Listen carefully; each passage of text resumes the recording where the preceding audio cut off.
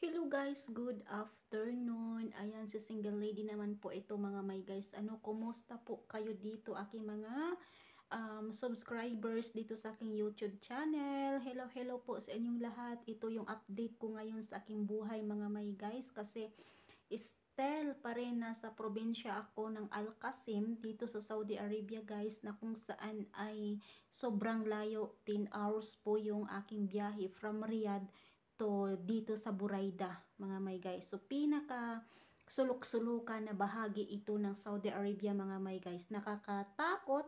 Ayan, so yung takot na yan mga may guys ay lagi ko yung pinagdadasal talaga sa Panginoon na sana ay bigyan niya ako ng lakas, sana bigyan niya ako ng wisdom, more wisdom, at saka yung pakumbaba sa sarili mga may guys, kasi yan po talaga ang importante natin dito mga may guys.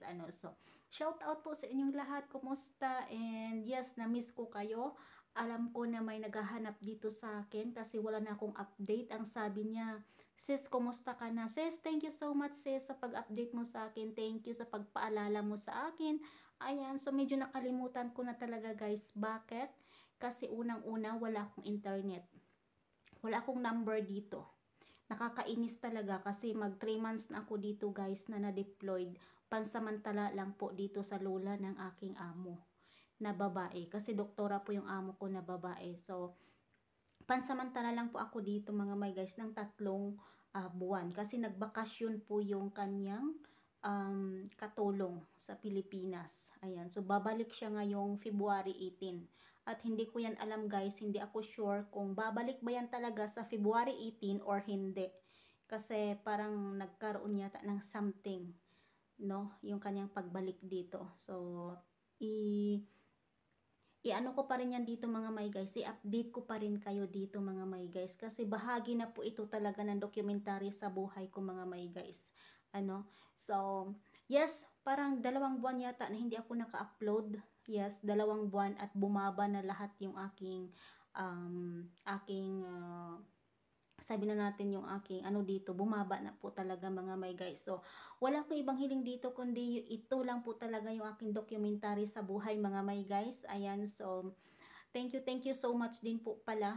Ayan, sa nag-remind sa akin kung sana ako dito sa Saudi Arabia. Anong nangyari sa'yo? Wala ka ng update.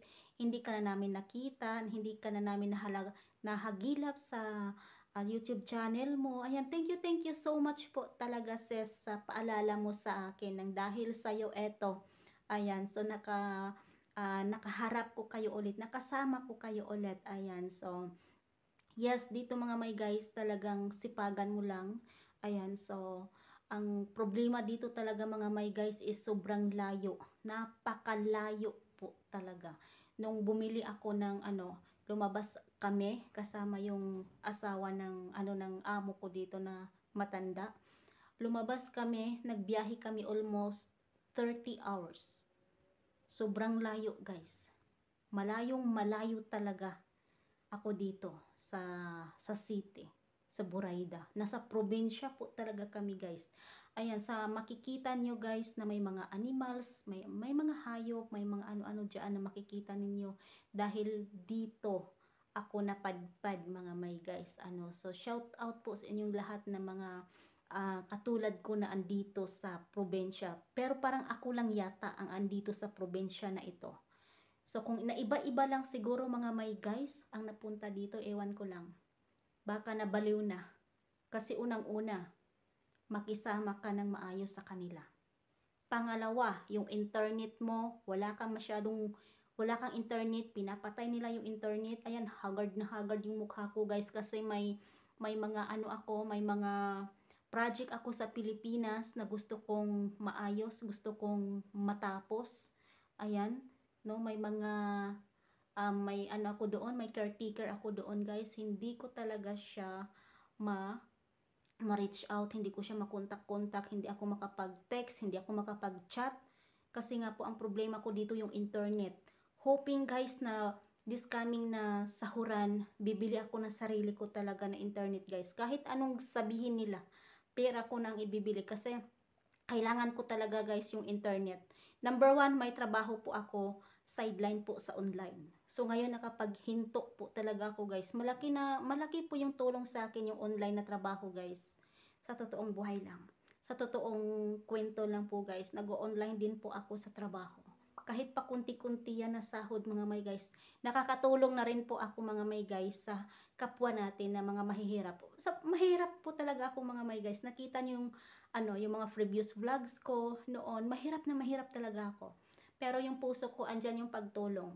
So yung nag-aalaga ng mga hayop ko, nag-aalaga ng mga ko, kailangan natin yan sila bigyan ng pera. Pero ngayon ang problema ko talaga guys is yung internet. So ang ginagawa ko dito is iniiwan ko na lang yung yung cellphone ko doon, tinatabunan ko na lang para hindi nila makita, para makahagilap naman ng internet. Kasi pag andyan na yung internet at andyan na yung cellphone ko, automatic na yan siya guys na makakaroon ako ng internet. Pero kanina pagising ko alas 7 pa lang guys, tinanggal na ng babae yung internet ko. Kaya ngayon medyo sabog na sabog yung utak ko. Andito ako sa kwarto. I don't care mga my guys kung ano yung sabihin nila sa akin dito. Andito ako sa taas, second floor, at doon naman si grandma sa baba. Kasi hindi naman siya nakakaakyat sa taas. Andito ako, nagpahinga ako guys. Kasi ayaw ko yung masyadong magulo yung utak ko. Ayaw ko yung ganun. 'Di ba? Baka mamaya mabaliw, delikado na. So ayan mga may guys, lakasan mo lang yung loob mo, huwag kang magpatalo. Internet lang yan, pero yan po talagang importante sa atin dito guys, na mayroon tayong access sa internet. Kasi kung ano yung mangyari sa atin dito, wala talaga mga may guys. So yung nabalitaan ko rin na namatay na Pinay, so yun guys, na-stress, pagod, walang sa trabaho, walang pahinga sa trabaho, kulang sa kain, ando na lahat yung problema guys, na depression siya, nagkasakit, tapos walang nagbantay sa kanya sa hospital, kaya yun namatay siya guys sa loob ng hospital. So taga dun yan sa amin guys, taga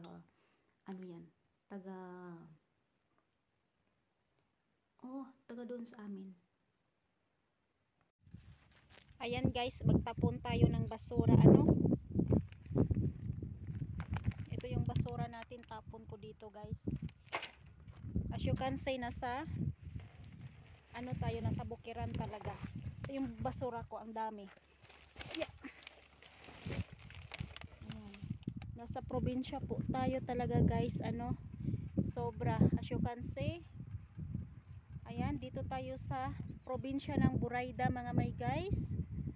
Hindi biro yung ating mga napagdaanan dito.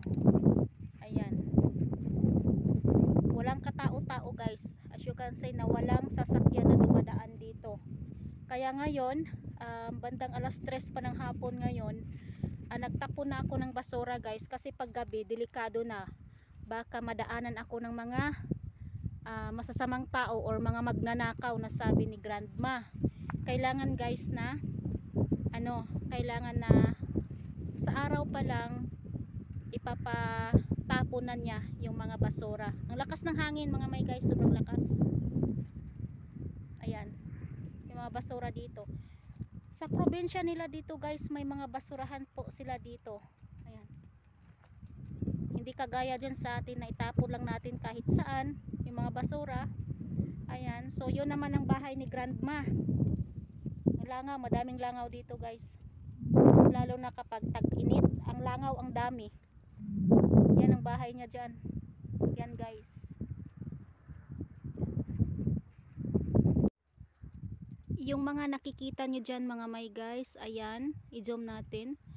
Yan po ang pagkain ng camel na hinarvest nila dyan sa kanilang bukiran mga may guys, tanim po yan na mga grasses, na mga anong tawag dyan, na mga damo.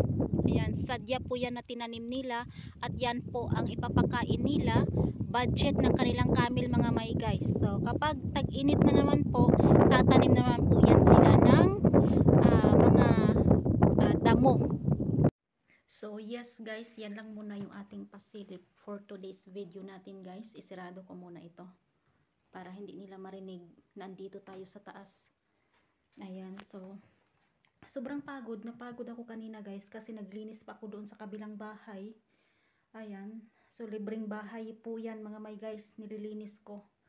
Libre yan. Kasi yung matanda dito, siya lang mag-isa guys, din yung anak sa kabila. Kumbaga, extension lang po yung sa anak. So, wala tayong magawa dito. Maglinis talaga tayo. Kahit ayaw mo. Kanina guys, sasabog, no? Gaya na sinabi ko kanina, sasabog na yung utak ko kasi pinatayan ako ng internet. May mga bagay-bagay ako na dapat na ayusin sa Pilipinas.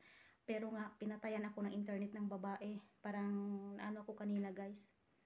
Parang nawalan ako ng gana. So, naghugas na ako kanina doon sa kanya ng ano, hindi na ako naghugas sa kanyang CR, wala na guys. So, hindi ako takot sa kanila. Kala nila siguro kapag baguhan tayo dito ay natatakot tayo. Hindi ako takot sa kanila guys. As long as na hindi ko sila, wala akong pinapakita sa kanila.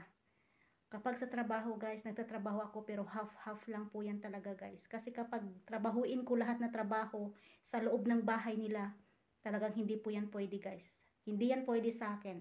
Kasi yung nakasaad sa kontrata ko ay si Dr. Dalia Majid Al-Harbi po talaga. Siya lang po talaga yung hahanapin ko. At siya lang po yung pwede kong pagtrabahuan, pagserbisyuhan. Kahit sabihin na natin na 24 hours ako na magtrabaho sa kanya, basta't nasa poder ako sa kanya, walang problema yan guys sa akin. Marunong naman tayo dyan sa pagtrabaho mga may guys. So yan, yan po ang update muna guys. So please comment down below mga may guys kung saan po kayo dito sa Saudi Arabia. At kung nagustuhan mo itong aking video na ito guys, paki-comment na din po. Kung may mga advice po kayo sa akin guys, paki-comment na din po. Ayan, so thank you so much and yes, to God be the glory.